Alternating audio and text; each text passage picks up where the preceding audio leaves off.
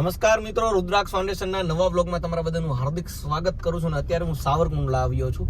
તો આજે આપણે સાવરકુંડલાની એક સુંદર મજાની જગ્યા બતાવવાનો છું તમને, જેનું નામ છે કાઠી ક્ષત્રિય ભવન, કે જે દરબાર શ્રી પીઠા બાપુ વારસુર બાપુ કાઠી વિદ્યાર્થી ભવન છે, જે સુંદર મજાનું છે અને તે રેલવે સ્ટેશન રોડ ઉપર આવેલું છે. તો આજે આપણે એની મુલાકાત લઈશું અને શું શું જોવાલાયક છે ત્યાં.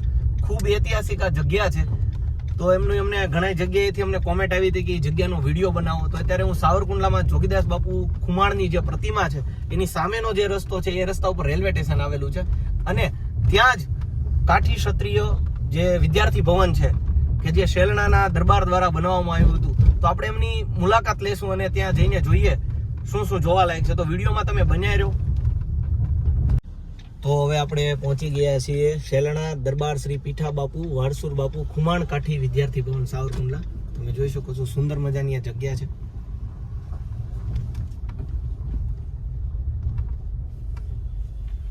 હવે અત્યારે આપણે પહોંચી ગયા છીએ દરબાર શ્રી પીઠા બાપુ વારસુર બાપુ ખુમાણ કાઠી વિદ્યાર્થી ભવન. તો હવે આપણે અંદર જઈએ અને આ વિદ્યાર્થી ભવનનો ઇતિહાસ જાણીએ. અંદર પ્રવેશતાની સાથે દરબાર શ્રી જોગીદાસ બાપુ આદા બાપુ ખુમાણની સુંદર મજાની પ્રતિમા અને સાથે મહારાજા કૃષ્ણકુમાર સિંહજી કે જેમની પણ સુંદર મજાની પ્રતિમા, કે જેમણે આ વિદ્યાર્થી ભવનનું ખાતમુહૂર્ત તારીખ 8/1939 દિવસે કર્યું. સુંદર મજાનું. અને અહીંયા તમે જે પ્રતિમા જોઈ શકો છો કે આ બોર્ડિંગ બનાવવામાં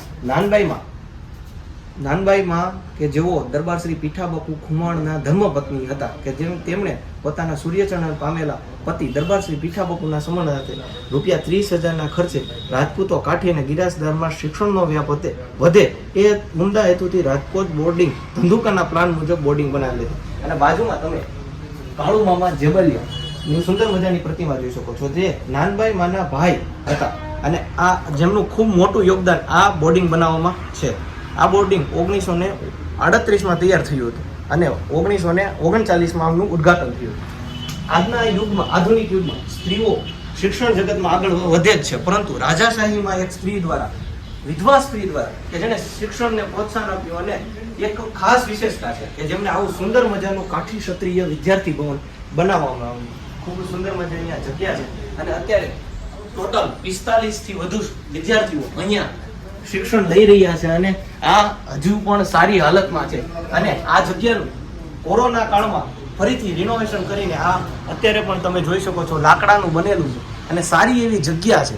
જો તમે સાવરકુંડલા તરફ આવતા હો તો તમે અહીંયા આવીને ની મુલાકાત કરી શકો છો. આ વિદ્યાર્થી ભવનમાં નિઃશુલ્ક રહેવાની અને નિઃશુલ્ક જમવાની વ્યવસ્થા પણ છે.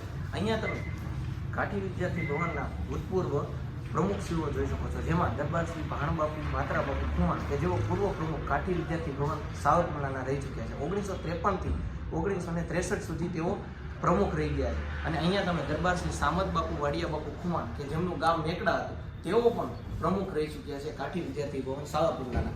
આ તમે જોઈ શકો છો લાકડાના બાંધકામમાં સુંદર મજાનું આ ઐતિહાસિક વિદ્યાર્થી ભવન હજુ પણ 100 વર્ષના ગાળે પહોંચવા આવ્યું છે, પણ તો પણ હજુ એવી ને એવી સ્થિતિમાં સાચવીને રાખવામાં આવ્યું છે. આ ધરોહરો હવે ધીમે ધીમે લુપ્ત ના થાય.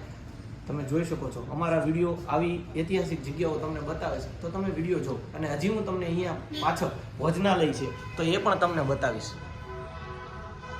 તમને લોકોને અમે કાઠી ક્ષત્રિય ભવન બતાવ્યું, એની બાજુમાં જ ભોજનાલય છે. આ બિલ્ડિંગ જ્યારે બન્યું તેની સાથે સાથે જ આ જે ભોજનાલય હતું, આ નિઃશુલ્ક જમવાની વ્યવસ્થા કરવામાં આવે છે અહીંયા જે વિદ્યાર્થીઓ રહે એના માટે. અને તમે જો આવીને આવી ઐતિહાસિક જગ્યા જોવા માંગતા હો તો અમારી યુટ્યુબ ચેનલ રુદ્રાક્ષ ફાઉન્ડેશન બ્લોગ્સને ફોલો કરો. અમે વિવિધ પ્લેટફોર્મ ઉપર છીએ, જેવા કે ફેસબુક, યુટ્યુબ અને ઇન્સ્ટાગ્રામ. તો અમને ફોલો કરતા રહ્યો અને મળીએ નવા વિડીયોમાં. જય શ્રી કૃષ્ણ.